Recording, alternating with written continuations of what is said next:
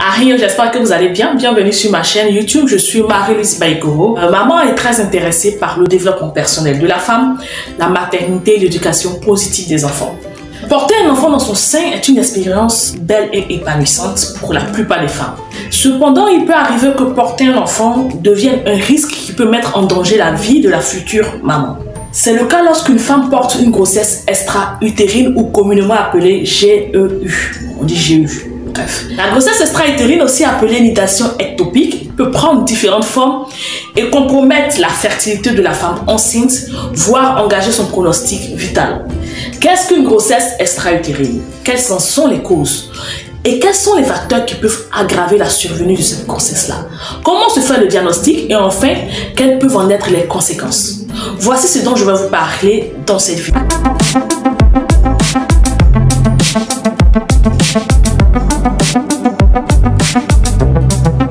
Dans un cas de figure normale, l'ovule est produite par l'ovaire, puis remonte vers la trompe de Fallope où elle est fécondée par le spermatozoïde.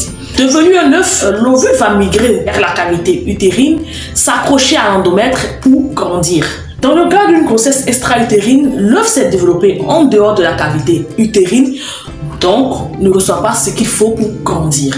Il n'y a pas vraiment de cause exacte qui puisse expliquer la survenue d'une grossesse extra-utérine. Cependant, il existe plusieurs mécanismes et facteurs à risque qui peuvent en expliquer la constitution. Je vais vous parler de 3 cas de figure qui peuvent emmener à la constitution d'une grossesse extra-utérine. Donc le premier cas de figure, c'est celui où l'ovule fécondé, donc l'œuf, est trop gros. Donc il n'a pas pu parcourir la trompe et il s'est arrêté trop tôt et s'est implanté dans la trompe elle-même. C'est ce qu'on appelle une grossesse tubaire, qui est une forme de grossesse extra-utérine. Le second cas de figure, c'est celui où la captation de l'ovule par le pavillon tubaire s'est mal fait. Donc le spermatozoïde, au lieu de rejoindre l'ovule dans la trompe, l'a rejoint alors que celui-ci n'était pas dans la trompe. L'implantation s'est donc faite soit sur place, dans l'ovaire ou dans la cavité péritoniale. Une chose est sûre, c'est que l'implantation ne se fait pas dans la cavité utérine comme c'est naturellement le cas.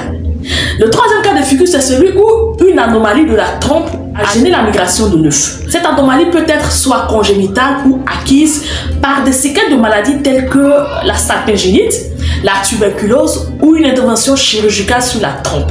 En dehors de ces cas de figure, il existe aussi des facteurs de risque qui ont été mis en évidence. Par facteur de risque, je veux parler des facteurs qui peuvent augmenter en tant que femme, bien sûr, vos chances de développer une grossesse extra-utérine. Le premier facteur à risque, ce sont les maladies sexuellement transmissibles ou les MST. S'il vous plaît, mesdames, protégez-vous lors de vos rapports sexuels pour éviter ce genre de maladie. Et ainsi, pour réduire vos chances de développer des grossesses extra-utérines, c'est vraiment très important. Le deuxième facteur à risque, ce sont les antécédents de curettage à répétition. Loin de moi l'idée de vous juger, mesdames, mais évitez les curetages répétitifs. Si vous n'êtes pas prête à concevoir, prenez vos précautions pour ne pas tomber enceinte. Il y va de votre santé et de votre vie. Le troisième facteur à risque, c'est le tabagisme. Voilà, on sait tous que l'abus de la cigarette peut être vraiment nocif pour la santé. Le quatrième facteur à risque, ce sont les antécédents de grossesse extra-utérine. C'est vraiment triste à dire, mais une femme qui a déjà été exposée ou sujette à une grossesse extra-utérine a beaucoup plus de chances d'en développer une seconde. Le cinquième facteur à risque, c'est la chirurgie de la stérilité. J'en avais déjà parlé un peu plus haut. Si vous avez des trompes qui ont déjà subi une opération, vous pouvez développer une grossesse extra-utérine. Donc vous avez beaucoup de chances que ça se passe. Le sixième facteur à risque, c'est une exposition in utero au DES, car elle peut créer des malformations utérines et tubaires chez le fœtus de sexe féminin. Le septième facteur à risque, c'est l'âge de la mère. Voilà. Donc, avoir un enfant trop tôt ou trop tard peut augmenter les chances d'avoir une grossesse extra-utérine. Le huitième facteur à risque, c'est la procréation médicalement assistée ou la PMA. Je voudrais bien partager avec vous les symptômes d'une grossesse extra-utérine, car c'est très important de les connaître pour aller se faire soigner très rapidement afin que le pronostic vital ne soit pas engagé. Dans le cas d'une grossesse extra-utérine, l'œuf se développe normalement, voilà. Mais puisqu'il se développe en dehors de la cavité utérine qui est faite pour cela, il n'a pas assez de place et de nutriments dont il a besoin pour grandir. Donc, il va se décoller progressivement et puis va survenir suite à cela une hémorragie cataclysmique qui va s'enquister dans les trompes et les emmener à se distendre, donc à grossir petit à petit. On parle d'hématosalpinge. L'œuf, en ce moment-là, peut être encore vivant ou déjà mort. Lorsque la trompe de Fallope s'est distendue, a grossi, il va avoir une rupture. Et en ce moment, la femme enceinte de quelques semaines va remarquer ces symptômes-là. Des saignements irréguliers, des pertes de sang noirâtres ou brunâtres ou de couleur sépia, peu importante.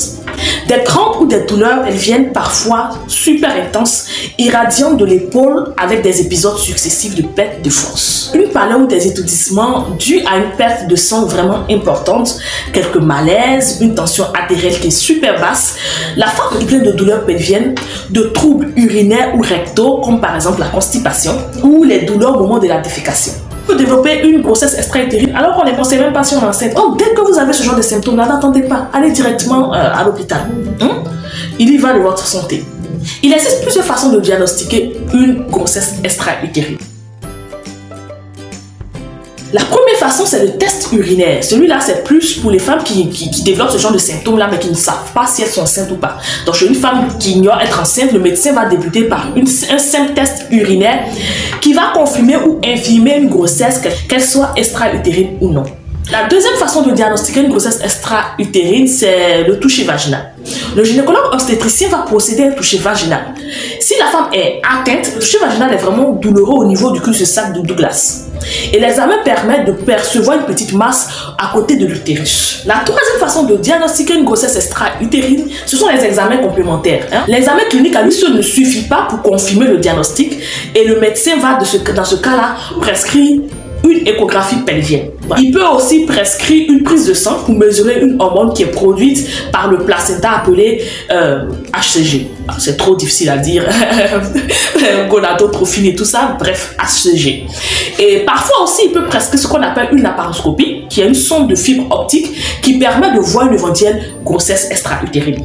Dans tous les cas, si la grossesse de la GU est posée, c'est une urgence chirurgicale et la prise en charge est immédiate pour éviter une hémorragie cataclysmique, comme je vous en ai parlé, chez la future mère et donc son décès. Lorsque la patiente est prise en charge, la mortalité reste vraiment assez rare. La résection chirurgicale est généralement entreprise sous anesthésie et en urgence et elle se réalise par l'incision du nombril dans laquelle le médecin et le chirurgien vont glisser un petit appareil d'optique dans le but d'ouvrir la trompe et d'en extraire l'œuf ou le retirer carrément complètement. Dans le cas où la GU n'est pas rompue, c'est-à-dire qu'on est prise en charge plus vite, on n'a pas besoin d'une chirurgie, vous comprenez? Voilà, une ou plusieurs doses de méthotrexate, un antagoniste de l'acide folique, est administré par injection, fait passer les choses. C'est pour ça que je dis qu'il est vraiment très important d'aller à l'hôpital quand on constate ce genre de symptômes-là, afin qu'on soit prise en charge plus vite et qu'on ne soit pas obligé de passer par une chirurgie qui peut mettre en danger notre vie.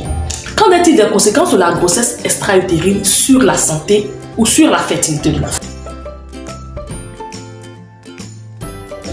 Aucune conséquence sur la fertilité de la femme n'a été remarquée après une grossesse extra-utérine. En tout cas, aucune conséquence directe.